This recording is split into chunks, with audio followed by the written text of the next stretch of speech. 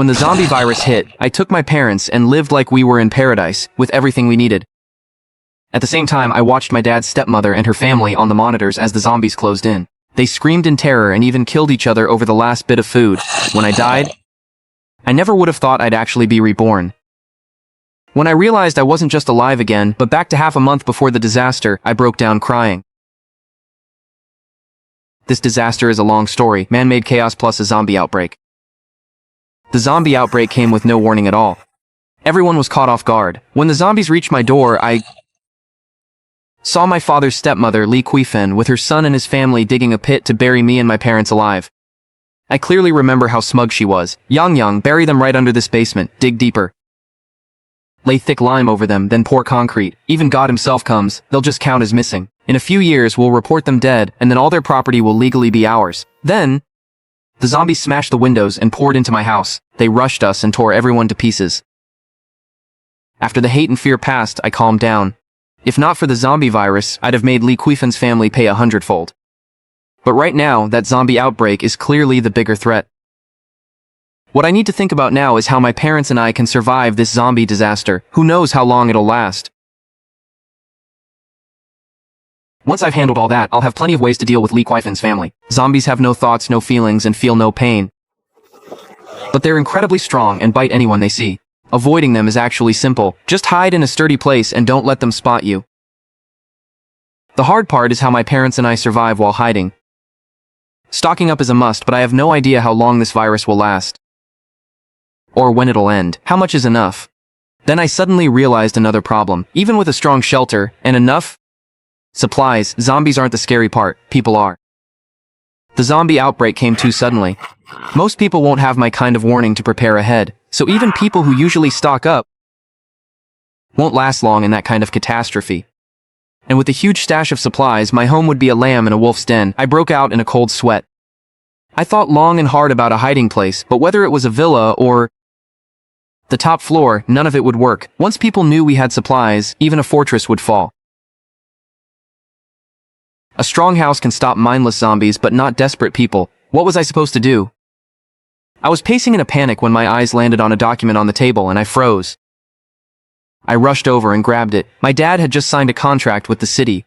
He was going to turn Qingyang Mountain in the eastern suburbs into a tourist area. Before signing, I'd gone there with him. He went to inspect it. I went to have fun. Qingyang Mountain is north of the city. It's huge and beautiful, with cliffs, sheer rock faces, and waterfalls. After wandering around, I found that inside the tunnel cutting through Qingyang Mountain, there was a big hole leading out to a slope outside. The place wasn't large, but wildflowers covered the mountain, and it was gorgeous. And I was bold enough, so I climbed through that hole. It was a sunny south-facing slope several acres wide. From the slope, you could see the whole city at a glance. To the west was a deep, endless forest. To the east was a cave. The cave was huge, and there were several smaller holes in its walls. The whole cave was airy and dry. Best of all, there was a clear mountain spring right by the cave entrance. A cave, a spring, and woods. The cave could house people, the spring solved water, the woods gave fuel for heat and cooking. My hands shook as I opened the photos on my phone. The more I looked, the more excited I got. Along that hillside was a sheer cliff, like it had been sliced by a blade. The only entrance was the cave leading to the tunnel, and that tunnel just made it easier to haul supplies in. On the next mountain over stood a cell tower. Unless the whole comm system went down, that place would always have signal. Was there anywhere better to hide out from disaster? No. What if I were reborn before the zombie? Last episode, I accidentally found that Qingyang Mountain was the perfect refuge. Now that I had a target, I got moving. I only had half a month, time was tight. First, I contacted a construction crew online and asked if they'd take a Qingyang Mountain renovation job. They obviously didn't believe a deal this good could just fall from the sky, so they were skeptical. I wasn't mad. I said before I even knew what they could do. There was no way I'd hand them the whole project. So they'd start with a small job first, let me check the quality, and no matter how it turned out, I'd pay cash on the spot. That cleared up their doubts at once. Happily, they agreed to meet the next day at the tunnel entrance with their workers. After I settled them, I drove out to the biggest warehouse supermarket in the city. I went straight to the manager and handed over 2 A4 sheets. They were packed with the supplies I wanted. I had no idea how long the disaster would last, so I ignored shelf life and listed everything in 10-year quantities. Tissues and toilet paper were the biggest consumables, so I ordered 1,000 boxes. Toothpaste, toothbrushes, body wash, shampoo, conditioner, and other basic daily necessities, 300 boxes each. I bought the most rice. I did the math. For my family of 3, eating 4 jin of rice a day, 10 years would be 15,000 jin. But even vacuum-packed, I worried it wouldn't last 10 years, so I decided to buy 6,000 jin of rice first. For the other 9,000, I'd buy patty. I ordered 400 boxes of dried noodles, rice vermicelli, snail rice noodles, chips, beef jerky, and all kinds of dried veggies. Chicken feet, duck necks, and so on. Every staple snack, canned fruit, and canned meat I could think of that would keep long-term. 300 boxes each. Cooking oil, 200 drums.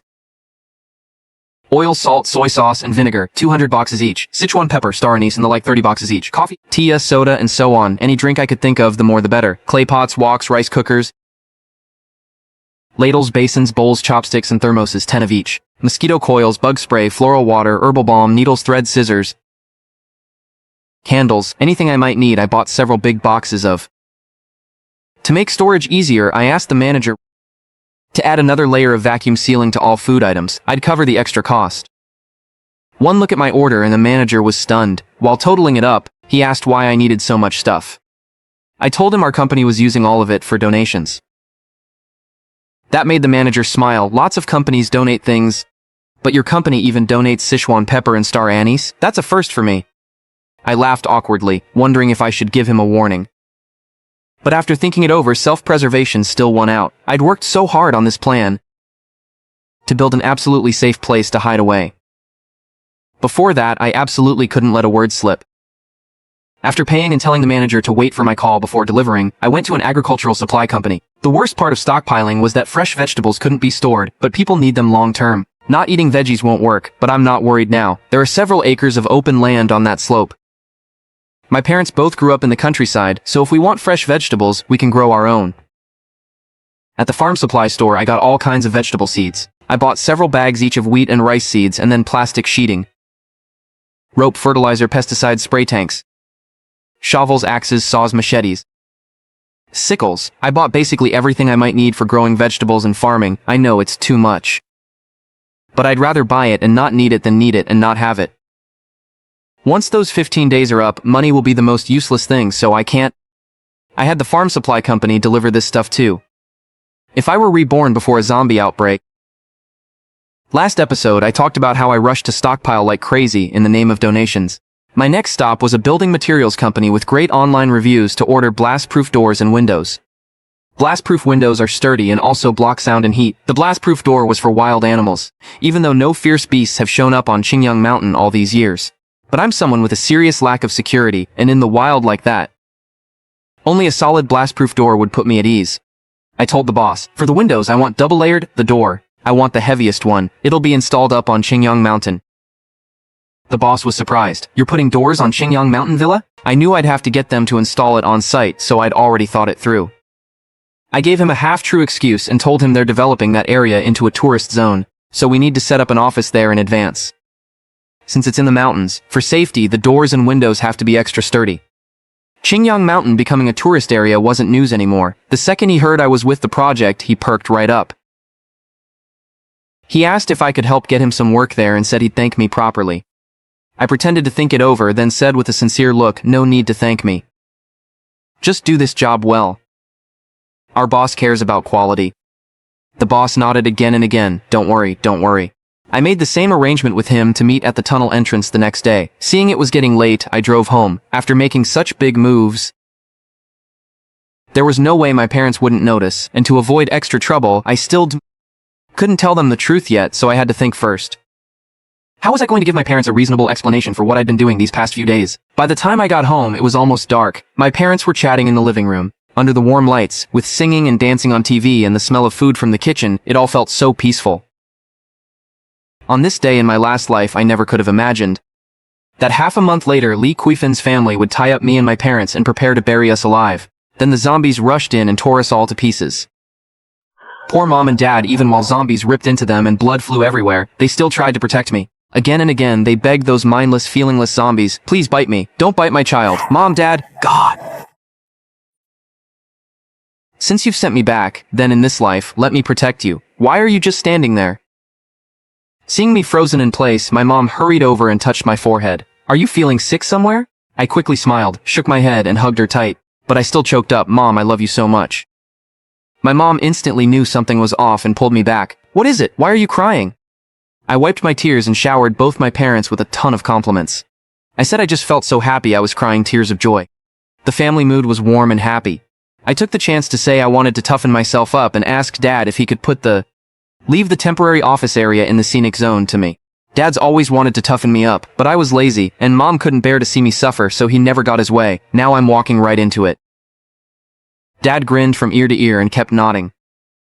He even agreed right away to my condition that, before this temporary office area was built, he couldn't interfere, much less go to the site. I finally breathed a huge sigh of relief. That way, everything I did next would make sense. The global outbreak is about to hit. The zombie virus only, pick up from the last episode. After dinner, I lay on the bed, scrolling my phone and thinking what else I needed to buy.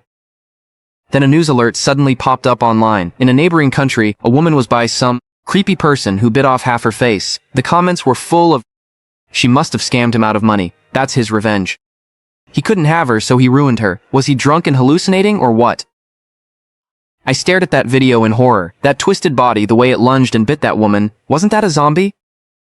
It suddenly hit me. The huge horde of zombies that tore us apart last life couldn't have appeared out of nowhere. Zombies spread by biting people, so zombies had actually been around for a while, they just hadn't reached us yet.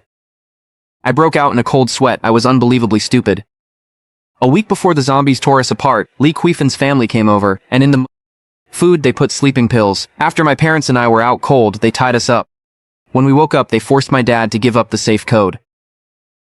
When my dad saw my stepmother's family show their true colors, he was heartbroken and furious at first. Then Shu Yue deliberately stalled for time. During that whole stretch, our front door stayed tightly shut. Lee Queefin's family also never went out, so the zombie outbreak must have happened during that window. If I stupidly went by the time I first saw the zombies, then the more I thought about it, the more I realized the already tight timeline had been cut nearly in half. I was sweating from panic. Early the next morning, I drove straight to the tunnel entrance. The construction crew and building suppliers were already there, so I took them straight to that cave. My only requirement was to balance both. As for how to set it up, I let them work it out themselves. The cave was huge. I roughly calculated the storage area and the living area, the space I'd need, then had the ground leveled with sand and gravel. There was no way we'd make it in time with poured concrete, so I switched to red bricks, then used light steel sandwich panels in the living area to build rooms, a kitchen, bath, and hall. It wasn't a huge project, but it still needed time. I gritted my teeth and gave them 3 days. It had to be done in 3. I knew the scenic area renovation was a huge prize. Even a tiny slice of it would make them good money. So they definitely want to impress me and do whatever it took to finish the job. After briefing them, I headed straight for the countryside. I found a grain market, bought 10,000 jin of rice, and told the owner to help me vacuum pack all of it in 20 jin bags. It was probably the first time the boss had ever met someone asking to vacuum pack rice. He looked totally confused, but I had no time to explain. I paid enough, no way he'd turn down the money. Then I rushed to a wilderness survival supply store. I bought 2 high-powered binoculars, 10 radios, and 10 boxes of batteries. 10 solar panels, 100 solar lights, gas stoves, bottled gas heaters, water purifiers, and more. Just in case, I also bought crossbows. Bows and arrows, axes, and a few small knives. Never mind the shelf life for now. Then I bought dozens of boxes of common meds, antibiotics, gauze, bandages, and so on. Buy. What else was I missing? What else? Be so worn out from shopping I'd practically cough up blood. When the zombie virus broke out, my parents and I lived like we were in paradise, while watching Lee Queefin's family scream in terror as the zombies fed on them. Pick up from the last episode. While the crew boss was installing my solar panels, he pointed at the nearby waterfall and said he could install a waterfall generator too. I was thrilled. Man, you're a genius. The shelves were installed that day, grain was moved in, and the warehouse store started deliveries. Now that I had power, I bought 5 freezers and 5 big fridges, all within the load limit. I filled them with chicken, duck, fish, meat, dumplings, tangyuan, and even bought dozens of chicks, plus I took in a stray dog and a stray cat. 2 days left. I decided to bring my parents here tomorrow. But I never expected that evening, Lee Queefin and Li Zhuang came to my house.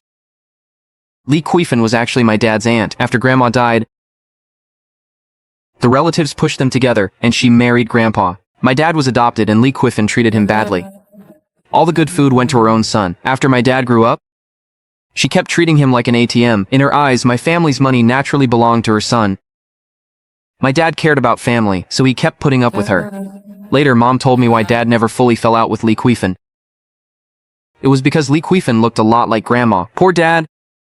He just wanted to find a mother's shadow in her, but all our family's patience only made Li Quifin push further. The moment she walked in, she said her son was getting remarried and wanted my dad to transfer this villa, give him a car, and $1 million in cash. She said it like she was justified. Anyway, your family's money will all go to Zhuang someday. Now he's getting married. Shouldn't you give him all that? Mom was so mad she laughed. Why the hell should our money go to him? Li Quifin shot Mom a cold look because you're outsiders. Zhuang's the real heir of this family. Mom was furious and rolled up her sleeves. I've never seen anyone this shameless. I quickly pulled Mom aside. I looked at the family sitting in the living room.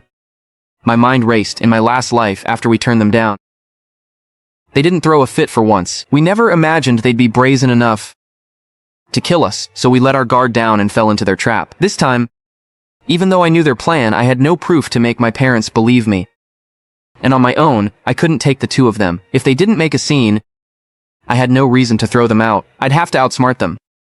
The zombie virus outbreak was just around the corner. Last time, when Li Quifin's family made outrageous demands and looked for excuses to swallow up my family's property, I smiled and said, Uncle Zhuang getting married is a big deal. Of course we should help. Li Quifin froze. Mom and Dad looked at me confused. I quietly signaled them, then said to Li Quifin, it's just that the house transfer has to wait 2 days. Tomorrow we'll go pay off the mortgage first, then transfer it. What? This house still has a mortgage? Well, that's business, right? What business person doesn't keep cash working? If the bank will lend it, you'd be dumb not to borrow. Li Quifin's family was half convinced. I'd already stood up. Come on, we've got no food at home today. Let's go eat something big.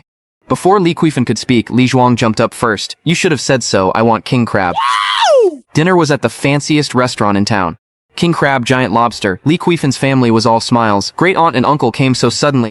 The spare rooms at home haven't been cleaned. Why don't you stay at a 5-star hotel? Li Zhuang was ecstatic. Yeah, hotels are way more comfortable. After I got them settled into the hotel, I let out a long breath. Mom and Dad asked me, Zhu, what exactly are you up to today? I looked at my parents, took a deep breath, smiled, and said, don't ask yet. Tomorrow night, at this time, I'll tell you. When I got home, I turned on my phone. I saw Li Zhuang had posted a 9-photo grid. All of it was tonight's feast in that fancy hotel. Tired, just found a place to crash for the night. Wow, what an act. I thought it over and decided to spice up his perfect night. I found a girl online. I said I wanted her to test my bestie's boyfriend's loyalty. If he took the bait, call the cops and say he molested her. Then I named a price and she agreed fast. As long as the money's good, leave it to me. I sent her the room number at once, told her to send me a room photo, then I'd pay. Then I told my parents, before tomorrow night, no matter what, don't answer any calls from Li Quifin's family. Just wait for the show. An hour later, she said she'd just gotten out of the police station, and Li Zhuang was still being held there.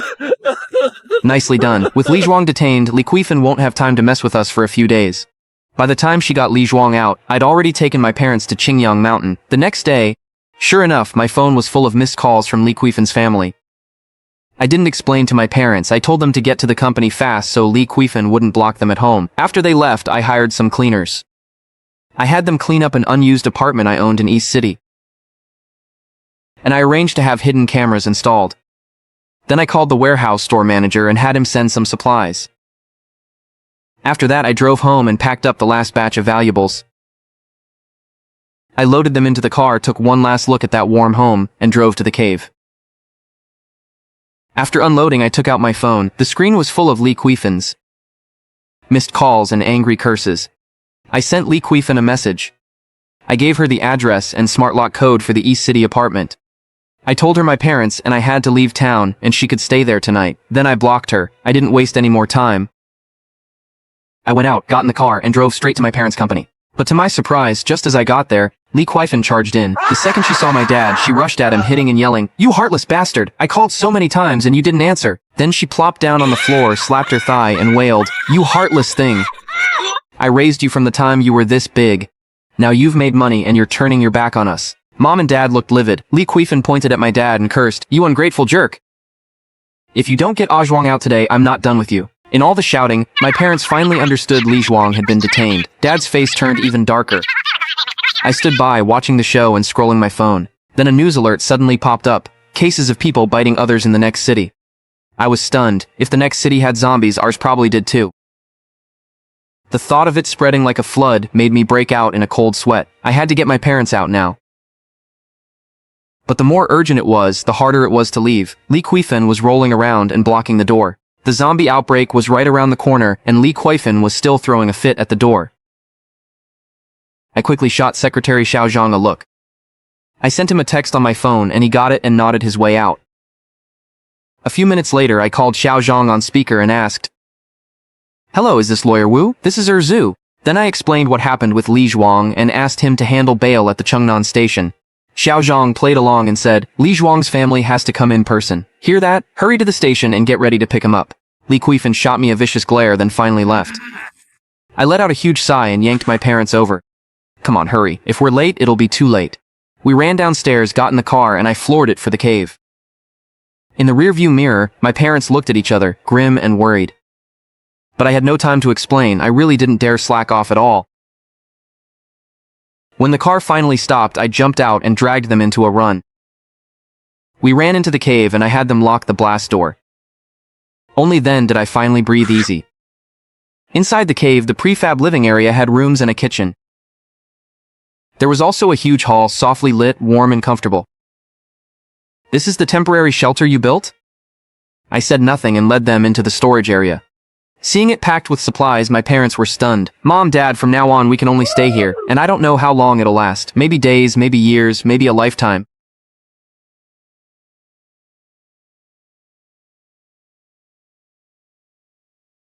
Tears poured down as I told them everything from my past life. Li Kuifan Zombies, Rebirth. As I spoke, I showed them the latest footage of zombies already appearing in Lin City. I knew it sounded insane. But whether you believe me or not, please stay here first. Just 1 week. If nothing happens in a week, we can still go out then.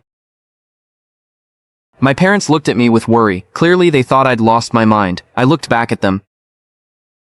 I was determined. Believe me or not, I'd die before letting them leave.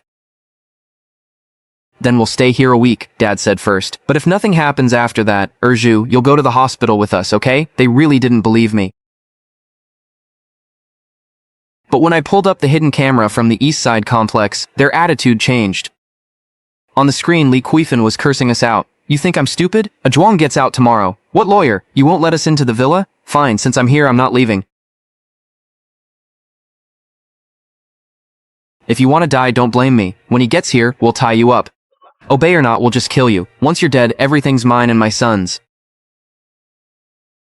My parents heard every word clearly. Li Kuifan's crazed muttering, plus the zombie footage, finally made them take me seriously. They pulled out their phones and started calling. They gave every employee 2 extra months' pay and 10 days off and told them to leave at once and get back to their parents, or be fired.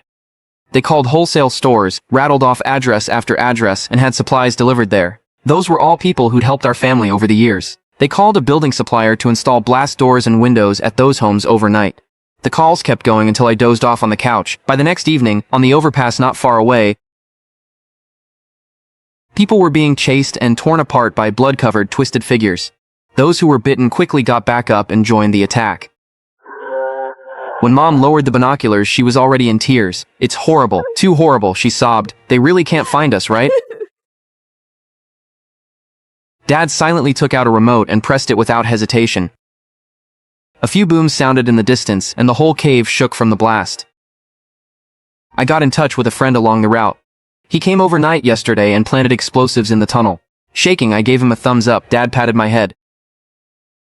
"You've hauled so many supplies here these past 2 days. Those people aren't idiots. What you can think of, they can too. In chaotic times, the scariest thing is the human heart." When the zombie virus broke out and the apocalypse began while others screamed, I hid with my parents on Qingyang Mountain. Outside, it was full of desperate cries and shrill alarms, and the authorities issued a notice too. They told people to take cover. If you were home, shut your doors and windows and don't go out. My phone blew up with bloody photos and cries for help. People were already looting supermarkets and my phone was flooded with messages. Erzu, earlier you told us to stock up. Was it because I knew in advance there'd be zombies? Should have listened to Erzu sooner. Some even cursed me out. Erzu, you're shameless. If you knew zombies were coming, why didn't you say so? Erzu, you're so selfish. I didn't reply. If cursing me could keep them alive, then let them curse. Dad told me. He stayed up all night. He not only bought supplies for families close to us and reinforced their doors and windows, he also warned a few friends at City Hall. He said unrest might break out soon, and no matter what, they had to keep power and communications running. In troubled times, if nothing else, at least keep your conscience clear. The next day,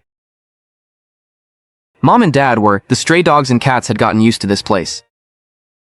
Dozens of chicks chirped around, pecking for bugs. Up in the hills was a hidden paradise. Down below was a bloody hell. People were dying everywhere anytime. They were shocked and hopeless. The sirens down below had long gone silent, and zombies roamed the streets. Now and then you'd see survivors, but they all hurried past like frightened birds, then got swallowed up by zombie bites. Online, the short videos were almost all about people looting supplies. People fought over a bag of rice or a bucket of water. Plenty even pulled knives. When survival's at stake, some people become crueler than zombies. Everyone chose self-preservation. The one comfort was that power and communications were still barely working. It seemed the city had taken Dad's advice. On day 13 of the apocalypse, there were more and more zombies in the streets. The supermarkets had already been emptied out. Because I was keeping tabs on Li Kuifen and Li Zhuang, I also watched the East Side Owners Group. They were united. They stuck together to survive. The organized ones sent the young and strong out for food, but they were running out fast too. I posted a message in the owners group, "Hey, do you guys need food?" The group seemed to go silent for a second. Then, messages flooded in. "Yes, yes, yes. Do you have food? My dad went out to find some and never came back. I'm afraid he's already..." I typed, "I do have food for you, but you have to split it evenly, or there won't be a next time." Everyone immediately replied, "No grabbing. We'll divide it fairly. At a time like this, we have to stick together." I told them where my storage garage was in our old complex. Inside were the things I'd earlier paid to have an agri-supply store deliver rice. Hidden in the garage ceiling were all kinds of vegetable, sweet potato, and potato seeds. These supplies were what I'd prepared after setting up a shelter for myself and my family. It was the only thing I could still do for the neighbors. I suggested that instead of just waiting for government rescue like this, they should save themselves first. For example, the young and strong could repair the walls and gates and form patrols to keep watch day and night. The women could clear out the landscaping in the complex and plant some vegetables and grain. There was a small lake in the complex. After filtering, the water could be used for drinking. The elderly could look after the children. The East Side residents took my advice and started saving themselves. They'd never been more united. They cooked the rice into porridge. The elderly and kids got 3 meals a day. Everyone else got 2, lining up to collect them. So outsiders wouldn't discover they had food. All of this was done in the basement. With that rice, I believed they could hold out until the vegetables and sweet potatoes matured. As the zombie virus spread worldwide, some people became crueler than zombies, while others banded together to survive. Picking up from last episode, day 20 of the apocalypse. Dad was fishing by the shore, and Mom was fussing over the chicks. If you didn't look down the mountain, it would have looked like the most beautiful time on earth. I checked the surveillance and saw Li Kuifen and Li Zhuang going out with kitchen knives. The hunger had pushed them to take the risk and go out looking for food. Those two once again redefined shameless for me. Li Kuifen was ruthless, and she and Li Zhuang worked together. They'd smash in doors. If someone's there, they'd kill and rob them. If not, great. They'd loot everything they could those past 2 days. And they actually found quite a bit of food. I didn't want them to die easy, but once they started killing for food, I couldn't let it slide. I had to act. In the East Side Owners Group, I asked everyone to do me a favor. Seal up my front door so the people inside couldn't get out. A few young men didn't hesitate.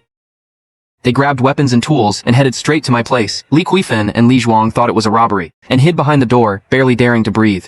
Then someone posted a photo in the group. The door was jammed tight with iron bars and stones. I hit like hard. They had no choice but to eat and drink as little as possible. After all these days, the food was clearly running low. Li Kuifen was down to 1 meal a day. But Li Zhuang still ate a huge bowl every meal. Selfish idiot.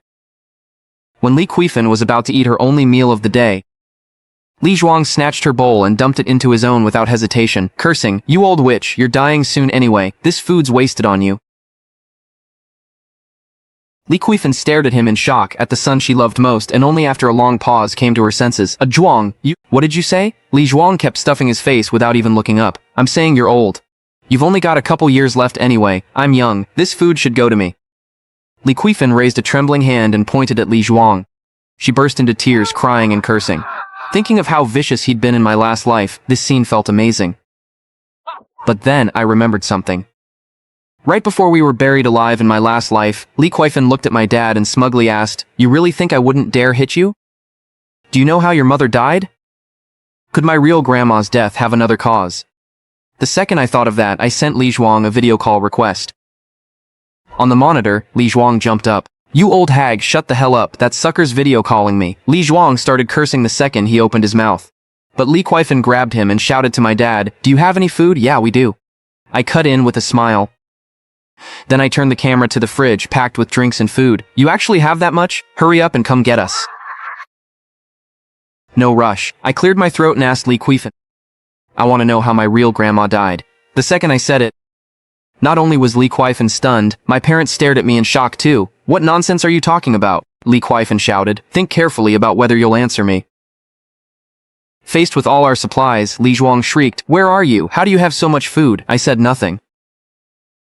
Suddenly, Li Zhuang slapped Li Kuifan hard across the face. "Old hag, talk! You trying to let me starve to death?" Li Kuifan wailed. Li Zhuang pounced on her, punching and kicking. "You really want to watch me starve?" At last, Li Kuifan talked. She'd put rat poison in my real grandma's food. The reason was simple. My grandpa was a carpenter, made good money, and treated my grandma well. But the man she married was lazy and abusive, so she was jealous. Later, she poisoned her own husband too, then had someone play matchmaker so she could marry my grandpa. Dad's eyes filled with tears, his teeth grinding. Li Zhuang lunged forward, yelling, she said it, hurry, come get me." Dad suddenly smiled. "Don't worry, I will, but I'm only taking one of you." "Which one? You decide." The next second, he hung up. On the monitor, Li Kuifan was sobbing and Li Zhuang squatted off to the side. I picked up a roast drumstick, took a bite, snapped a photo, and sent it over. "Wow, this drumstick smells amazing. Mom said we're having hot pot tonight. Don't look anymore."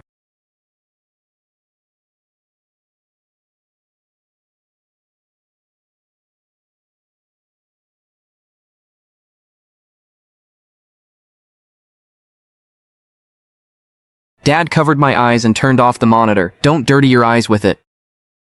I hugged Dad back and gently patted his back. "Don't be sad, we avenged Grandma." Mom wrapped her arms around us too. Evil gets what it deserves. It's all over now. Our family being together is what matters most. That's what matters most. Li Zhuang really was the cruelest. To stay alive, what did humanity matter? I checked my phone. It was full of messages from Li Zhuang. Some were overjoyed, telling us to come get him. Some got no reply for ages and started cursing us out. Some were meek, begging. I blocked his account. Time flew by and before long, it was summer. The cave was warm in winter and cool in summer. It was comfy. Mom sighed. "This really is a great place." Dad nodded. Now our family spent every day together, tending vegetables and fruit. It felt blissful, cut off from the world outside. I pulled up the East City Complex cameras and found Li Zhuang was still alive. That shocked me. With no food, how was that possible? But then I threw the phone aside and screamed, clutching my head.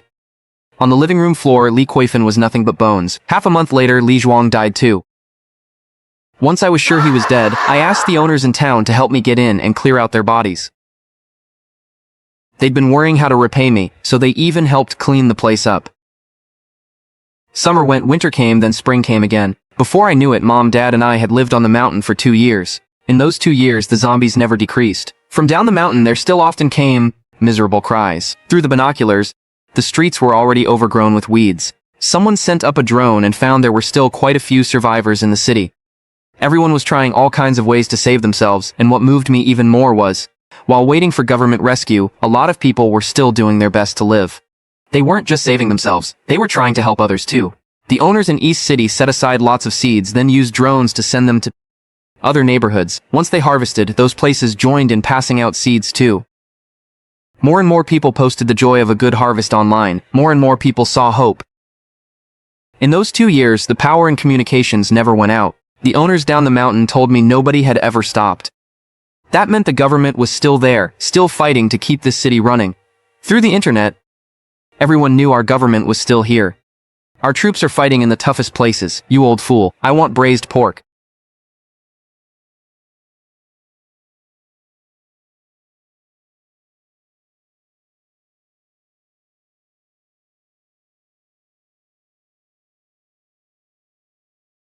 I'll make you some braised pork.